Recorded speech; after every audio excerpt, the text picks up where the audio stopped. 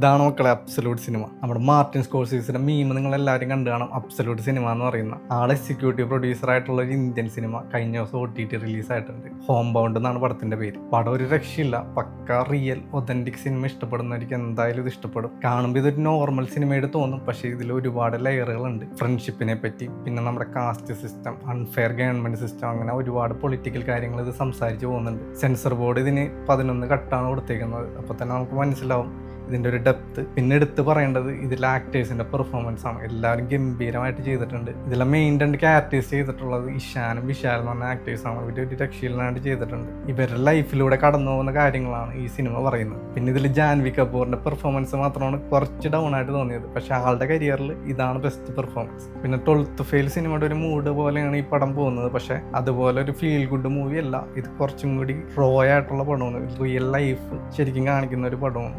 അപ്പോൾ നിങ്ങൾ കണ്ടിട്ടില്ലെങ്കിൽ വേഗം പോയി കണ്ടോ, നെറ്റ്ഫ്ലിക്സിൽ അവൈലബിൾ ആണ്. പിന്നെ ഈ ചാനലൊന്ന് ഫോളോ ചെയ്ത് വെച്ചേക്ക്. അടുത്തൊരു കിഡിലം പടമായിട്ട് വരാം. Stay tune.